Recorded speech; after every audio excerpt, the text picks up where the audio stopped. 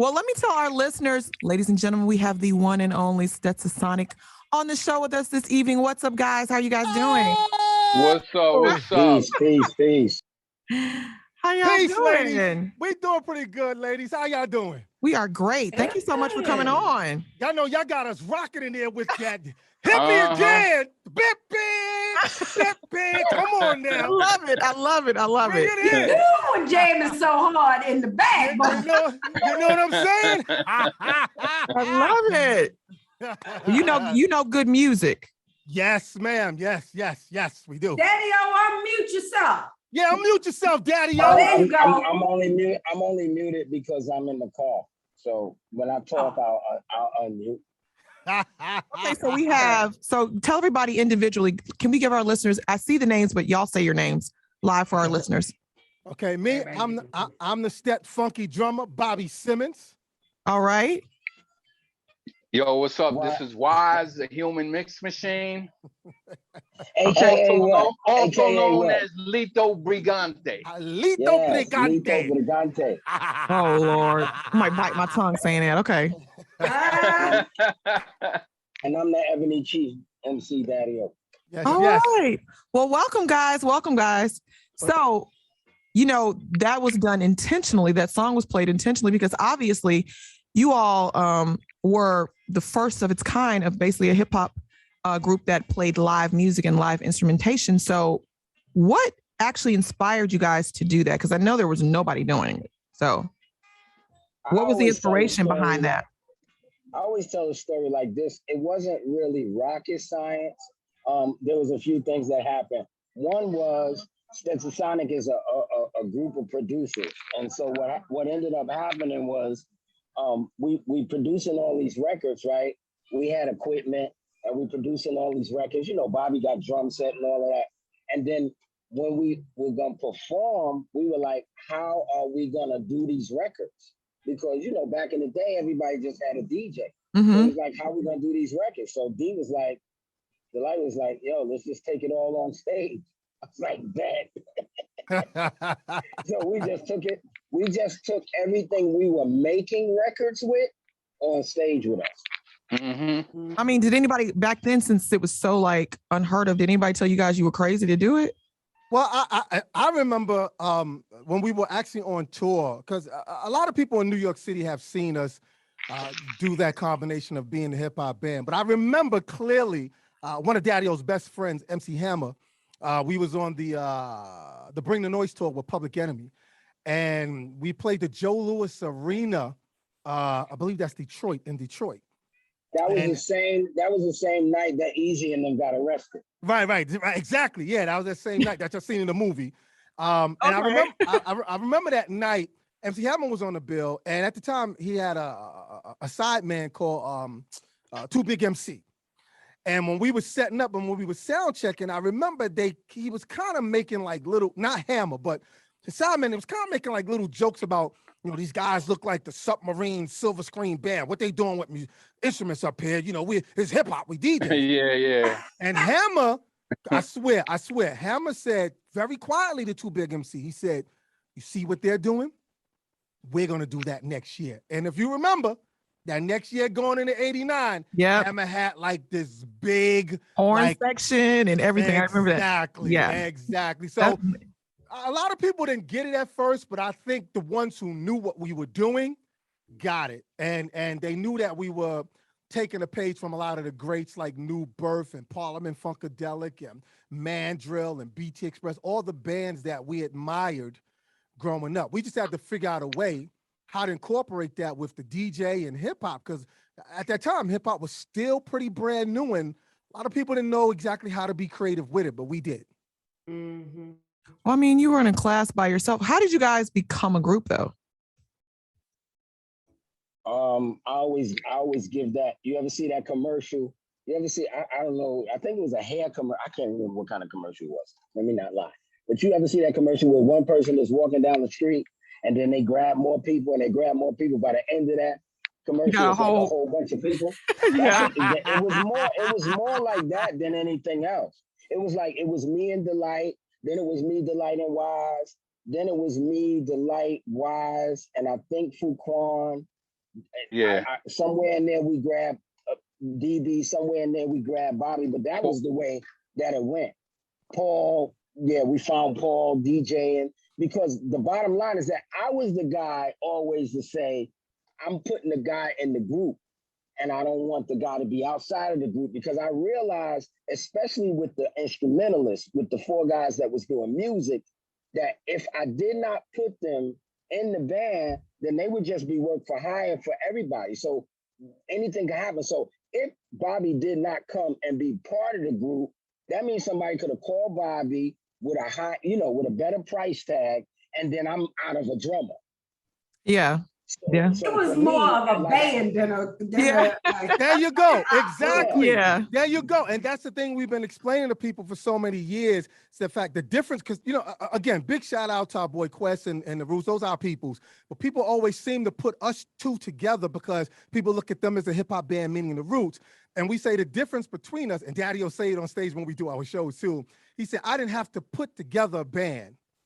I have a band. You were a band. Yeah. Exactly. So you just said that answer. Like we formed ourselves as a band in the middle of this growing movement called hip hop, and nobody else was doing it. That don't mean, let me clear this, that don't mean rappers like Curtis Blow and Houdini them was not using musicians on their records.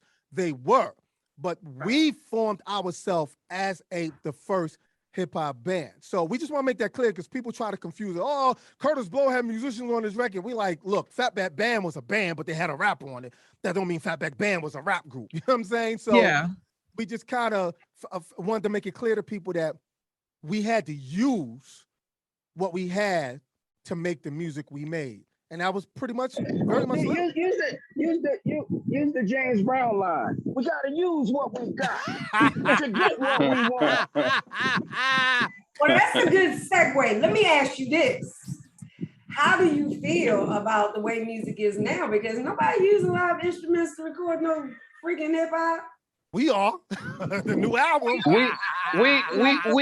We trying to change the game again. Like every 10 years or so, Outside there's always of y'all changing the game. Speak on the ones that ain't doing it right now. The other 90-some%. Well,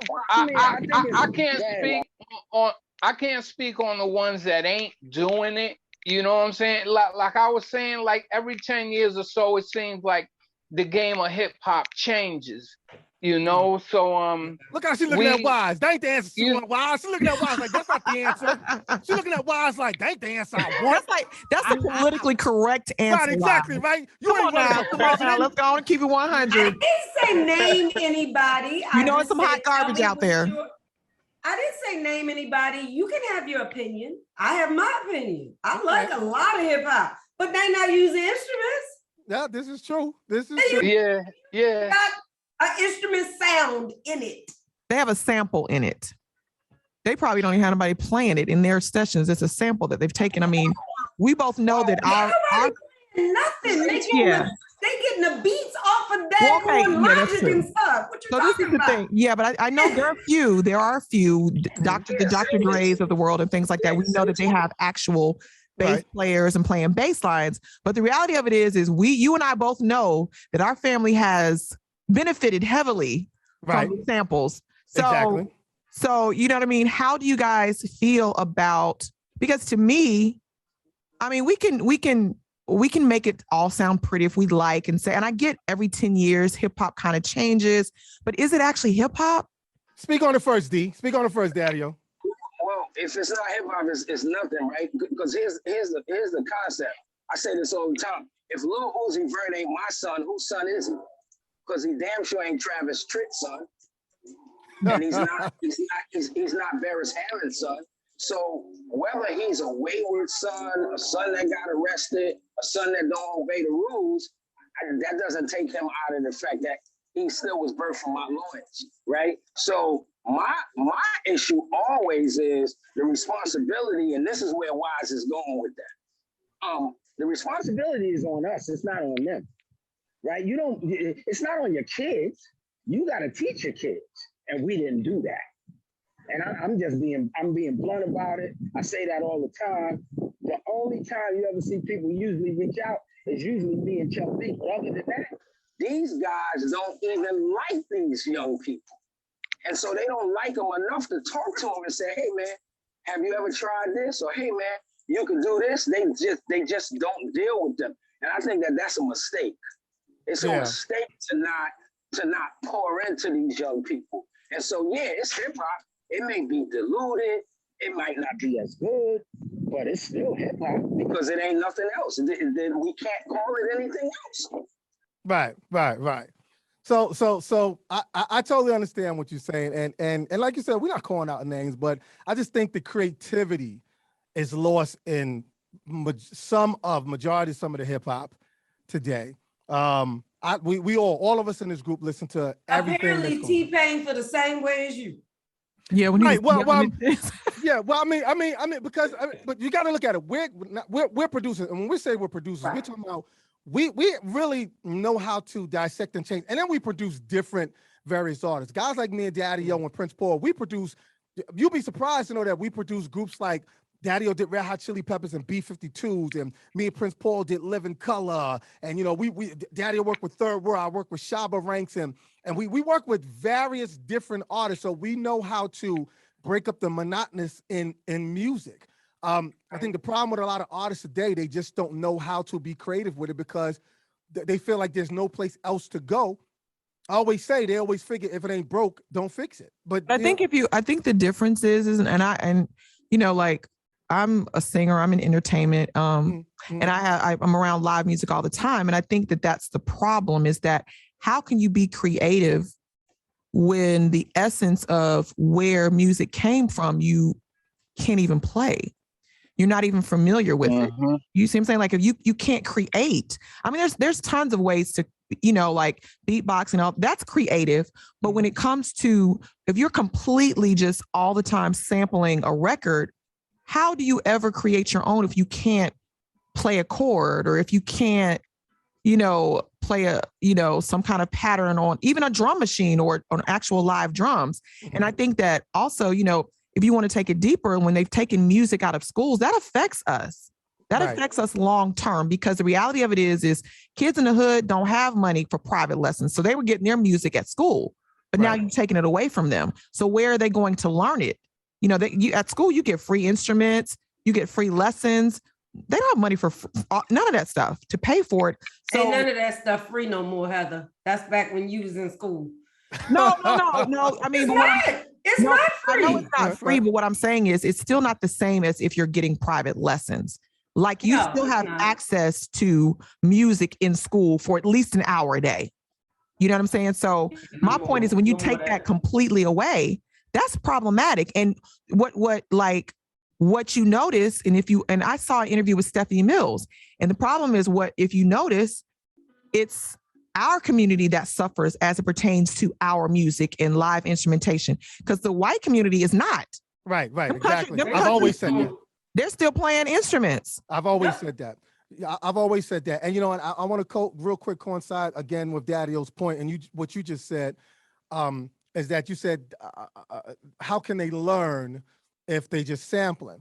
Well, again, it's up to us to show them, because you have to remember too, we learned from your family as well. When we were growing up, because I don't read music, and I didn't go to school to learn how to play drums. I learned how to play drums by ear. A lot of the cats that I grew up with, we all learned how to play by ear and listen. Ear. Well, just to clarify, my dad could not read music. Exactly. When he made Shaft, he couldn't read nothing. He could just play. Right, exactly. So I totally understand that. I'm just, you don't have access to it. You can't play around with it, and that's unfortunate. So it's about them learning again. And Daddy made that valid point. He said it's us. We have to show them. And there's a couple of, guys in the industry that we're showing some to. But again, there are a lot of cats in the industry. The bag really looks good. So if it ain't broke, don't fix it. And that's a lot of their attitude. And that's just a fact. I don't care how many people you think or feel that in today's trust me, in their ear, they're being told, if it ain't broke, don't fix it. But and I'm sorry, real quick, let me say this. I've been using this a lot. I use the Anderson .Paak and Bruno Mars thing. I said, you see, they looked at all the R&B artists and said, y'all not going to get into what was given to you? Because if y'all into this space music, meaning like all your records got to start off with spooky space synthesizers and Yeah. because that's what listen to all You your gotta R&B be on like X to understand what's going on, but go ahead. Exactly. And they broke the rule. They went into a Linda Creed, Stylistics, Tom Bell, Blue Magic, dramatic style type of creative songwriting. We know where it came from, but they build it to say, well, my generation can really get into this because I did.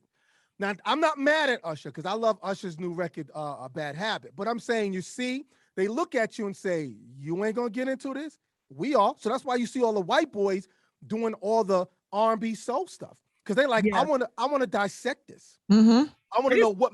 Okay. I saw an interview with Stephanie Mills, and her point of view is that a lot of labels and a lot of production companies, or a lot of just certain people in the industry, they don't want our music from us. Right, I heard her say that. Yeah, you know what I mean. That's how she feels about it, because it's true. When you really take a step back and look at who's doing that music, it isn't really us, and that's kind of disheartening because, like you said, it was given to us. The blueprint was given, and we're, for whatever reason, we're not able to take it and at this point take it and run with it. Right. Yeah. So what do you guys see happening, I would say, in the future of hip hop music and R&B music? Oh, STETSASONIC new album is gonna be okay. So now that we're here, so tell our listeners about the new album and what's going on with that, and when can we get it? When can we hear it? All that good stuff. Okay, D, drop it first. D, go ahead. You go first. So the album will be here 2022.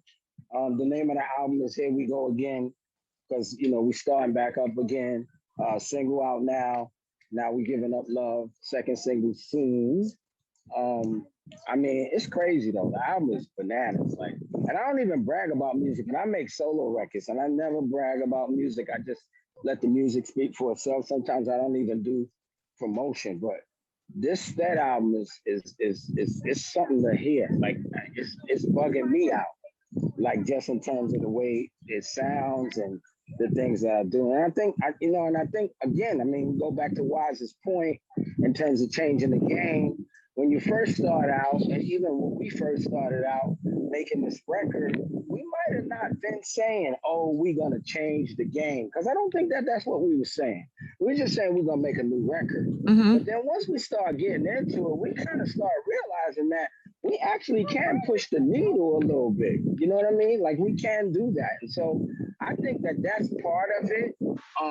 We definitely want to be an influence on our peers. I've been trying to nudge them, but nudging them with STETSASONIC is a lot better. I even had a conversation with Delight the other day. He told me he was out there with Mikey D, and Mikey D heard one of the songs and was like, oh, I'm going home to write. So I think that we can nudge them to do some things, because I think classic hip hop has something to say. And I think that what's missing in hip hop is the elders, just like what's missing in society. People talk about American society, and not to get very political, but people talk about American society a lot, and they talk about, what's wrong with American society. People have these political arguments and all of that kind of stuff.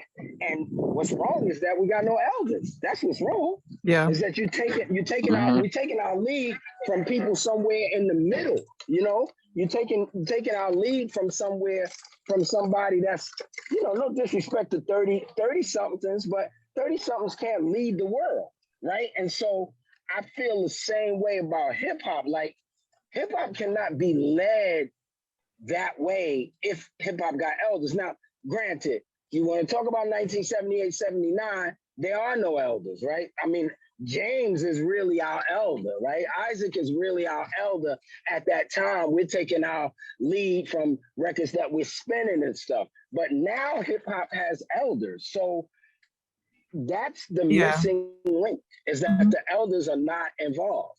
Lil Uzi Vert should know Grandmaster Caz, right? And whoever his I know who his DJ is because it's Prince Paul's son. Should know Grandmaster Flash. You know what I'm saying? But that's the missing link in hip hop is the eldest. So are we going to be doing any live shows? I know it's COVID, but you said 2022. So can we, I mean, you got anything planned for that that you can let our listeners know about? Pre-COVID, now I'm doing it again. I just said that on one of my records. Yes. One of my one of the songs, we just did a record and one of my lines in it is touring pre-COVID. Now we're doing it again. Oh, absolutely. I mean, we went out in August and we did 2 big shows in Brooklyn in August. Right now we basically working on the album. So, you know, we might take a weekend date here or there, but yeah, definitely. Absolutely. So do we have a name for the album yet? Yeah, it's called Here We Go Again. Here we go again. Okay. Oh, Oh, Lord. you singing it. Yeah, singing she's been singing all day. I don't even know what's happening with that. She Y'all is don't want me singing. to sing because I will sing. No. You are actually singing. The hook you just sang, that's the hook. Oh, is it? Yes. Yeah. Please don't tell her that. She's going to be singing for the rest of the night. I'll be all into that one now. Yes, and once again, it's a great album, and it's everything we just talked about, or you two young ladies just talked about. We have a lot. I mean, 90% of the album is live instrumentations, drums, guitar, bass, keyboard. So we continue the tradition of what we did in the beginning of hip hop. It definitely sounds current. Scratches, of course, DJs got to keep the scratches in it. But we looking forward to, you know, everybody hearing it. But everybody continue to show us love on a new single. Now y'all giving up love. Can we say something real quick? Can I say something real quick here on your platform? Yes. We want to not only say thank you to you two young ladies, but we want to also say thank you to LL Cool J at Rock the Bells Radio, because LL Cool J, one of our peers, no doubt, heard the record and said, and called Daddy on, was like, yo, this is going on rotation. And he's had it in rotation, actually still in rotation till this day. So we just want to salute. It's about 5 weeks. About 5 weeks. LL helped us basically almost do a Sirius XM takeover. Exactly. From LL, we ended up being on Lord Sear's show. We ended up being on a whole bunch of those shows. We probably on every Sirius XM station besides for Howard Stern.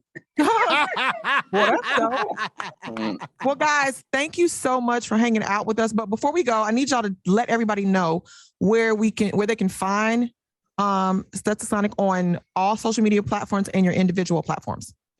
Okay, first, go ahead, Daddy-O. Yeah, STETSASONIC.com, and it's actually new and improved since yesterday. STETSASONIC.com, everything is up there. We're putting the socials up there as well. It's definitely some dope merchandise, and the records are up there. And then, you know, we made sure that we loaded all the videos up that everybody could see. I'm Professor Daddy-O all the way across the board. Bobby? I'm BSBV BK. That stands for Bobby Simmons, Brownsville, Brooklyn. So they can find me there. And yeah, please, everybody show us love. Go to STETSASONIC.com, purchase the new single and all the other stuff. Not that we putting Apple and, you know, Tidal them out. If that's your platform, go there too. But go to STETSASONIC.com. Yeah. Also, you can find you can go to our STETSASONIC Facebook page. You know, and also my Facebook page is Wise Roman. Facebook. All right, guys. Thank you so much. But we're going out with one of my favorites. Wait. I'm sorry. I swear to you, I'm so sorry, young ladies. Now, I want to instigate something because I'm an instigator. So I'm about to instigate. Look at y'all's face. Here we go. But I love y'all. No, for real. Seriously, y'all don't know. I really, because I'm in the radio. I've checked y'all. So I'm about to instigate something before we get off. Now, we know that both of you young ladies, we grew up to both your parents, and they schooled us and they taught us. That's why we do what we do. Again, unfortunately, you know, our love to y'all because you lost both your parents. But today's, you know, industry today, if they were around today and Versus was here, who we got? Isaac Hayes or James Brown? What? Let's go. Let's go. Funny enough, we have talked to Versus about doing the verses of our two parents, but us doing it. Yeah. So that might happen. So you just gotta wait and see. That might happen. So I can't get like an instigated like quick answer right now. Y'all are gonna ride. I'm riding for my daddy too. So that's just what it's gonna be.